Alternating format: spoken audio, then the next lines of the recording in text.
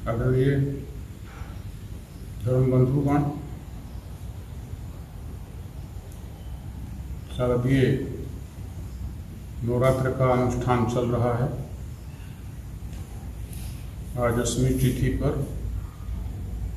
हम लोग उपस्थित हैं।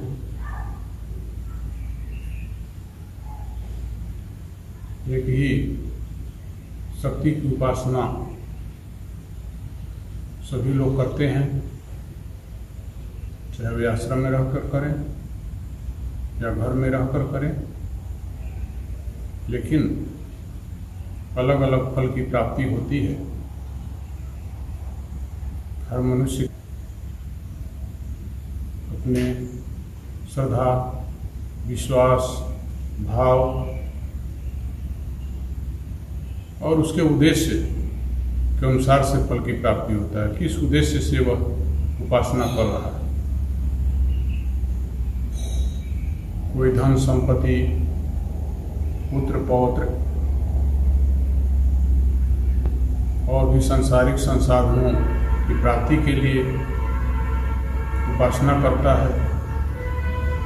कोई नाम, जस, कीर्ति के लिए उपासना करता है। जो सिर्फ सांसारिक चीज़ों की प्राप्ति के लिए उपासना करता है, उससे नाम, जस, कीर्ति के लिए उपासना करने वाला श्रेष्ठ कहा जाता है। क्योंकि पहले का विचार, उसकी भावना में संकीर्णता होती है, लेकिन दूसरे का भावना व्यापक होता है। वैसा कोई भी कर्म नहीं करना चाहता है, परोपकार करता है, पवित्र कर्म करता है, सबके कल्याण की भावना रखता है, तभी उसका नाम जस हो सकता है, उसकी कीर्ति स्थापित हो सकती है। और तीसरा होता है ज्ञान या मुक्ति के लिए उपासना। वह भी ज्ञान प्राप्त कर लेने के बाद, या मुक्ति कहिए, ज्ञान और मुक्ति एक ही होता है। जो अपने आत्मा के स्वरूप को जान लेता है उसे ही मुक्ति कहते हैं। वह जान जाता है कि आत्मा न मरता है, न बूढ़ा होता है, न रोगी होता है, न इसमें कोई परिवर्तन होता है। वह सदैव एक सा बना रहता है। यह ज्ञान ही मुक्ति कहलाता है। तीसरे प्रकार का जो ज्ञान मुक्ति के लिए उपासना करते हैं, वे सर्वोत्तम कहे जाते हैं, क्योंकि वे भी ज्ञान प्राप्त करने के बाद वही काम करते हैं जो दूसरा वाला साधक करता है, नाम, जस, कीर्ति वाला करता है। वो भी परोपकार करते हैं, दूसरे की भलाई करते हैं, दूसरे का मार्गदर्शन करते हैं, दूसरे को औषधि देते हैं, लेकिन उनकी भावना निष्काम होती है, किसी प्रकार की कामना रख के नहीं करते। इसलिए उनकी महानता हो जाती है। वे संत होते हैं, महापुरुष होते हैं, जो आज तक समाज में होते आए हैं, वे भी जो है ज्ञान के लिए घर से बाहर जाते हैं, ध्यान, धारणा, उपासना करते हैं और ज्ञान प्राप्ति के बाद फिर समाज में आकर समाज का निष्काम भाव से सेवा में लग जाते हैं।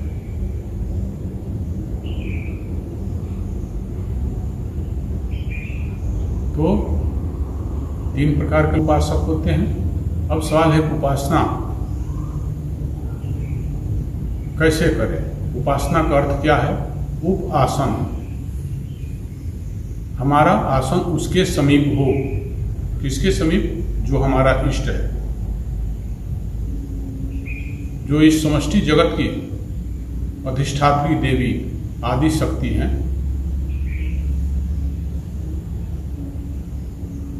जो निराकार है, सर्वत्र उपस्थित रहने वाली हैं।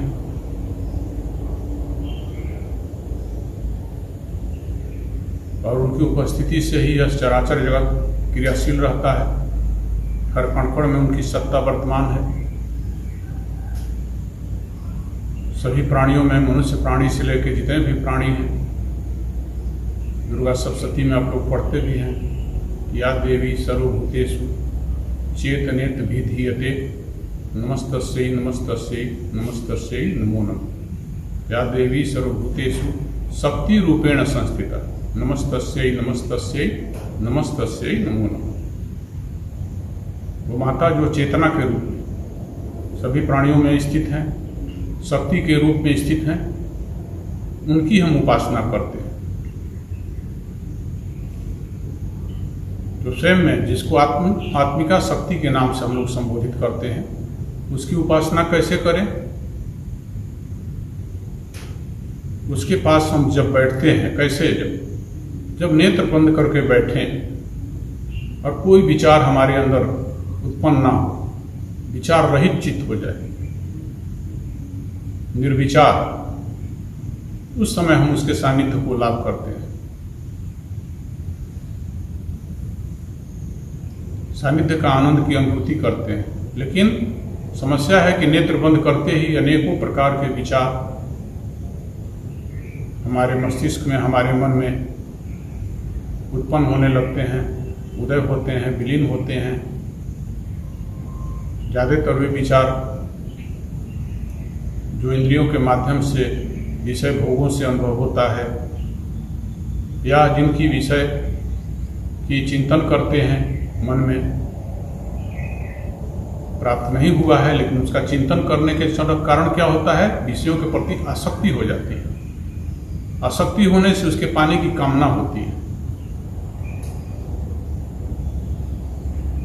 तो यह सब चीजें हमारे मन में उदित होने लगता है। अब मन को नियंत्रित करना पड़ता है, तभी हमारा जो है उसके साथ वास होगा, तभी हमारी उपासना सही फलवती होगी। तो मन तो बहुत ही चंचल होता है, बहुत बेगवान होता है, इसको पकड़ना बहुत कठिन होता है। इसी को अर्जुन ने भी भगवान कृष्ण से पूछा गीता में, यह मन बहुत बेगवान है, हवा से भी तेज बेगवान है, चंचल है, कैसे इसको बस में कर सकते हैं? भगवान इसका उत्तर देते हुए क्या कहते हैं? असंशयम ही महाबाहो मनो दुर्निग्रहम चलम अभ्यासेन तू कौन्तेय वैराग्येण च गुह्यते। हे महाबाहो, हे अर्जुन, तुम अभ्यास और वैराग्य से इसको बस में कर सकते हो। निश्चय ही यह कठिनता से बस में होने वाला है, चंचल भी है, लेकिन अभ्यास और वैराग्य से इसको बस में किया जाता है। अब अभ्यास किसको कहते हैं?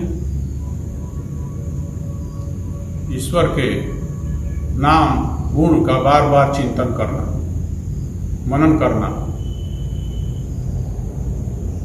उनके लीलाओं कथाओं का श्रवण करना, संत महापुरुषों के साहित्यों का अध्ययन करना, यह सब बार बार अभ्यास करने से, मन में इसका बार बार चिंतन करने से फिर मन का उधर लगाव बढ़ जाता है, उधर आसक्ति होता है। जिस प्रकार विषयों के चिंतन करने से विषयों में आसक्ति हो जाता है, विषयों की पाने की कामना होने लगती है, उसी प्रकार से बार बार अगर रगड़ करेंगे, अब भगवान के नाम, अपने मंत्र जाप का अभ्यास करेंगे जो गुरु द्वारा दिया गया है, तो आपका मन उधर आसक्त होगा, उसको पाने की इच्छा करेगा। और जब मन उन विषयों से हट जाता है और हमारे साथ जुड़ जाए, आत्मचिंतन में जुड़ जाए, तो फिर हम संसार से धीरे धीरे दूर जाने लगते हैं और अपने आप के समीप जाने लगते हैं। वैराग्य होने लगता है। वैराग्य मतलब ईश्वर की तरफ जाने में जो अवरोध पैदा करने वाले विषय हैं, वस्तु हैं, व्यक्ति हैं, सबसे धीरे धीरे कट जाना, दूर हो जाना।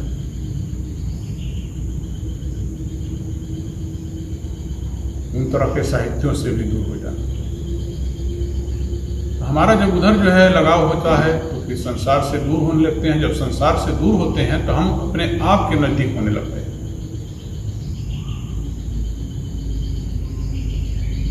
फिर हम अपने जो आत्मिका शक्ति है, जिस शक्ति की उपस्थिति मात्र से ही यह शरीर, इंद्रियें और बुद्धि यह सब काम करती है। मैं तो अपने आप में है शरीर, इंद्रियां और बुद्धि, मन, यह सब जड़ है, अचेतन है।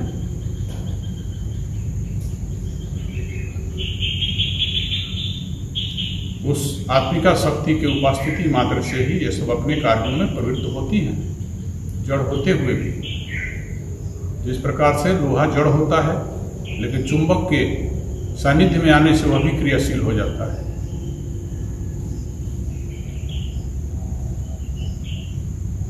तो इस तरह से हमारा अभ्यास निरंतर और वैराग्य से हमारा मन जब हमारा साथ देने लगता है तो हमें अपने स्वरूप की अनुभूति होने लगता है। हमारे में सरलता, सहजता,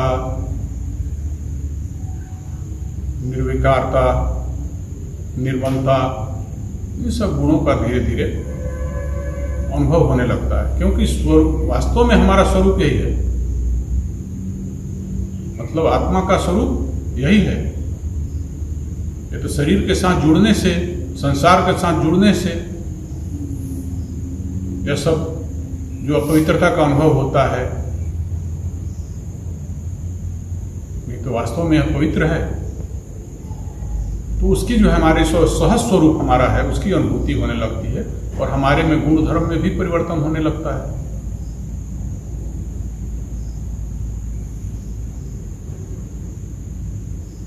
वास्तव में बंधु, इस संसार के जो भी विषय हैं, इससे हमें सुख और आनंद की अनुभूति नहीं होती है। यह विचार करने से अनुभव भी होता है। लोग अपने अनुभव की बातें भी करते हैं। हर आदमी पहले सोचता है कि हम खूब धनी बन जाए, संपत्ति वाला बन जाए। एक व्यक्ति कह रहा था कि भाई हमारे पास पहले महाराज इतना था कि हम खा पी कर संतुष्ट रहते थे, किसी तरह का अभाव नहीं था। मध्यम वर्गीय परिवार के पास जो संसाधन होना चाहिए सब मेरे पास था। मैं बहुत आनंद से रहता था, दिन भर खटता था, शाम को भगवान का नाम ले चल सो जाया करता था। खूब गहरी नींद आती थी, खूब भूख भी लगता था, सब कुछ खा भी लेता था। लेकिन हमारे अंदर धन कमाने की भूख थी। खूब धन कमाया।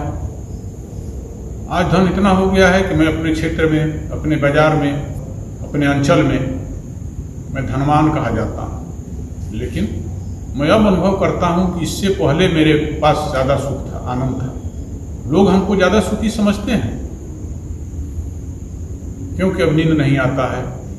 ज़्यादा धन संपत्ति होने से बंधु क्या होता है, उसके मालिक स्वामी हम समझते हैं कि हम बन गए, लेकिन हम स्वामी नहीं, उसके सेवक बन जाते हैं। उसको बचाना है, कैसे सुरक्षित रखना है, कैसे इसको कहाँ लगाना है, कैसे इसको क्या करना है, दिन रात इसकी चिंता पकड़ लेती है। अब वो बोले कि ना हम नमक खा सकते हैं, ना हम चीनी खा सकते हैं, ना हम आलू खा सकते हैं, न चावल खा सकते हैं, सब रोक कर लगा दिए। स्वास्थ्य बिगड़ जाता है खाने से, नींद भी नहीं आता है, बिस्तर में बहुत देर लोट-पोट करना पड़ता है। तो इस धन संपत्ति से क्या आनंद की अनुभूति हमको हो रही है। लेकिन बंधु, संसार में ऐसे ही होता है। लोग एक दूसरे को देख करके संसाधन को सोचते हैं वो हमसे बहुत ज्यादा सुखी है, वो सोचता है वो हमसे ज्यादा सुखी है। लेकिन आनंद के लिए विषयों के पीछे भागना हमारे जीवन का सबसे बड़ी भूल है। विषयों में आनंद की प्राप्ति हो सकती है, यह समझना भी हमारा भूल है। इसलिए हम लोग अपना निरंतर जो अभ्यास करते हैं, सुबह शाम, यही अभ्यास हमको उस आत्मिका शक्ति की तरफ ले जाएगा और उसी में वह आत्मानंद है। वह आत्मानंद है जो सबसे परम आनंद है। जो सच्चाई को समझना चाहता है, जानना चाहता है, वही परम सुख और परम आनंद को प्राप्त करता है कि सत्य क्या है।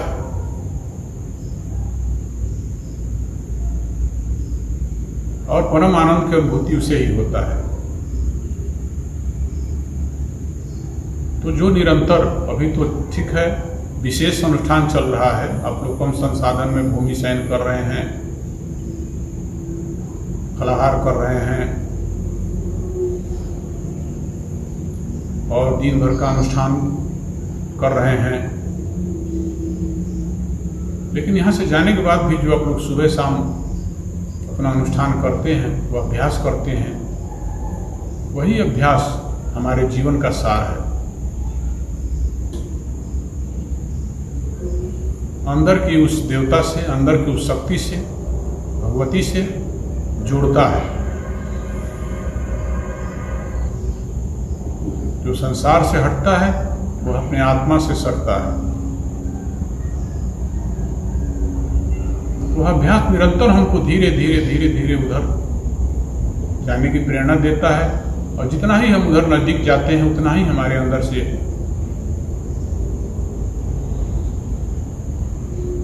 अंदर में आनंद की अनुभूति होता है। वही वास्तविक आनंद होता है। बाहर से मिलने वाला सुख, बाहर से मिलने वाला आनंद क्षणिक होता है, वह नष्ट हो जाता है, छूट जाता है, चाहे वो हमको छोड़कर चला जाए या हम उसको छोड़कर चले जाएं, लेकिन एक साथ नहीं होता है। यही तो संसार में दिखता है, न कोई एक साथ आया है, न कोई एक साथ जाएगा। बीच में राहगीर की तरह हम लोग कुछ दिन मिल लेते हैं, पिता पुत्र के रूप में मिल लेते हैं, पति पत्नी के रूप में मिल लेते हैं, माता पुत्र के रूप में मिल लेते हैं, और फिर कुछ दिन यात्रा करने पर 10 साल 20 साल जितना भी संभव हो फिर बिछुड़ जाते हैं। कितना दुख होता है। लेकिन सत्य जो समझेगा, सत्य यही है कि एक दिन बिछुड़ना ही है किसी न किसी को। न एक साथ आए हैं न एक साथ जाएंगे। सत्य को वह समझेगा तो दुख कम होगा। और शरीर तो बिछुड़ने के लिए ही मिला है। जो शरीर भी हमारा है, दूसरे से हम बिछुड़ गए ना, इस शरीर से भी बिछुड़ेंगे। शरीर भी हमारा नहीं। इस संसार में अपना कहने योग्य कुछ भी नहीं है बंधु। यह भी धीरे धीरे हमारा साथ छोड़ रहा है।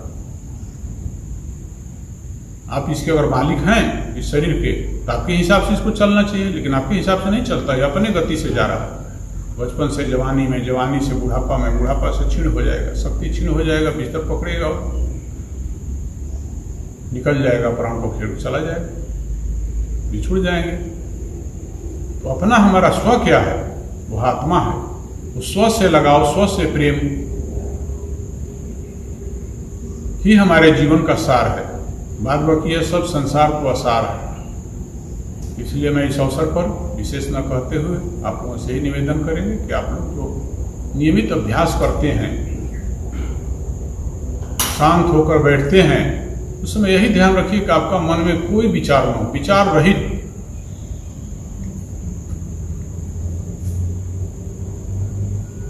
क्योंकि दोनों सुख एक साथ नहीं मिल सकता है। पूज्य उग्रेश्वर ने भी कहा है कि ई तो ऊ ना, ऊ तो ई ना। मतलब इंद्रिय सुख चाहिए तो ईश्वरीय सुख नहीं, ईश्वरीय सुख चाहिए तो इंद्रिय सुख नहीं। दोनों एक दूसरे के विरोध है, विपरीत है। एक को पाने के लिए पूरब चलना पड़ेगा, दूसरे को पाने के लिए पश्चिम चलना पड़ेगा। एक साथ नहीं हो सकेगा। इसलिए इंद्रिय सुखों को अगर हम परित्यक्त करेंगे, वासनाओं को हम परित्यक्त करेंगे, तभी हम ईश्वरीय सुख की अनुभूति कर सकेंगे। वह आनंद हमको प्राप्त हो सकेगा।